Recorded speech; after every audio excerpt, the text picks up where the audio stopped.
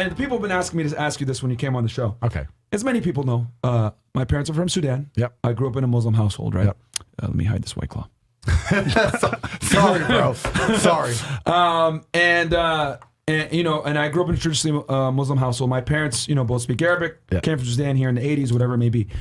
So obviously I see the world a certain way, with men being men, women being women. Yep. And I notice in a lot of your Tate speeches and everything else like that, me and you have very similar ideals when it comes to the way we view the world and Islam, women, etc. Yep. And, I know that you did a big part of your, I guess, growing up in England, the UK, Luton to be exact, right? Yep. And very big Muslim population. Yep. What are some big takeaways you took from living with Muslims, seeing the lifestyle, seeing the religion? Cool. What's your take on that? Right. So 3 points again. I always have 3 points. If you have a problem with feminism, Islam will fix it. If you have a problem with your wife not obeying you, Islam will fix it. Islam fixes a lot of the problems that men are currently facing. Yeah. The problems we're discussing on this show, Islam fixes all of them, right? That's the first thing about Islam. And I'm not a Muslim, right? If I had to choose a religion, I would, because I live in an Orthodox Christian country, I go to the Orthodox Christian church. I donate $20,000 a month to the church in the country I live in. The church in Romania is very powerful, and I like having church friends. So I give them a lot of money, right? So I would guess I'm an Orthodox Christian. But if I had to bet on one religion as if I were betting on the stock market for the future, you have to bet on Islam. Because Muslims are intolerant. And I'm not saying that disrespectfully, because if you're tolerant of everything, then you stand for nothing. Yeah. Facts. Christians are so tolerant now that you can go to church. These girls will get fucked on a Saturday night and go to church on a Sunday morning and get fucked on Sunday night, and it's no big deal, right? So you don't believe it. They have gay pastors that I'm not even anti-gay, but if the book says don't have, like, what the fuck? What do you believe in now? If you're tolerant of everything, you stand for nothing. I can walk through London with a t-shirt saying Jesus is gay and nothing will happen to me. If I did the same thing with the Islamic prophet, I'd be dead before I got to the end of the street. Boom. That's how much they believe and respect. And I respect people who stick up for what they believe in. Yeah. It's not even about me believing in it. I respect them because they believe and they will defend. Muslims are the only people who will defend their religion. They will defend their beliefs. They refuse to be mocked. They refuse to be insulted. And I respect that about them. I respect that. That's an amazing thing about them, right?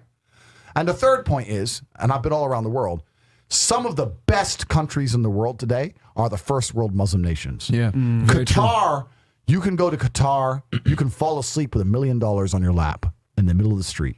Nothing's going to happen to you. Saudi Arabia as well. You can go to Saudi, nothing will happen to you. You can go to Dubai, UAE, nothing's going to happen to you. They leave their cars parked with the keys inside. It's so safe. Yeah. Wow. Yeah. It's so safe.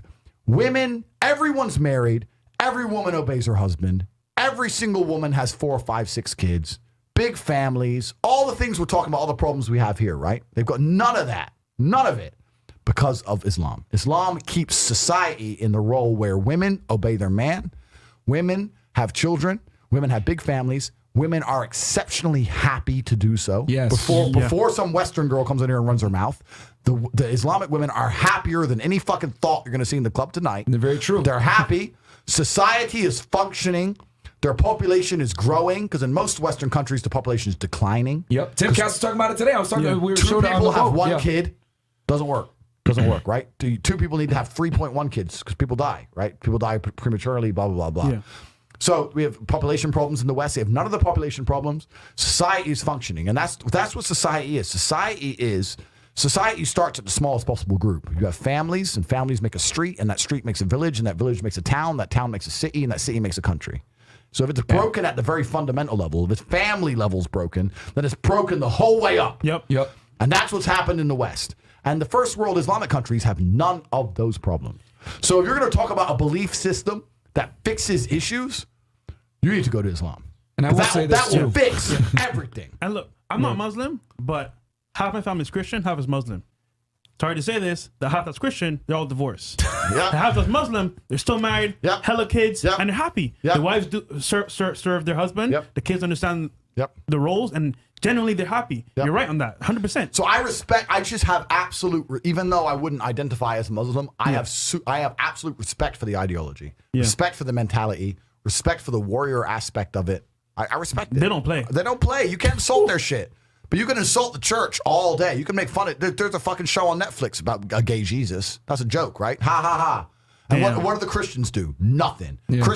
Christianity is a dead religion. If you're a Christian, and I'm saying this as a Christian myself, Christianity is a dead religion which is confined to the history books. It's dying out. Your own Pope.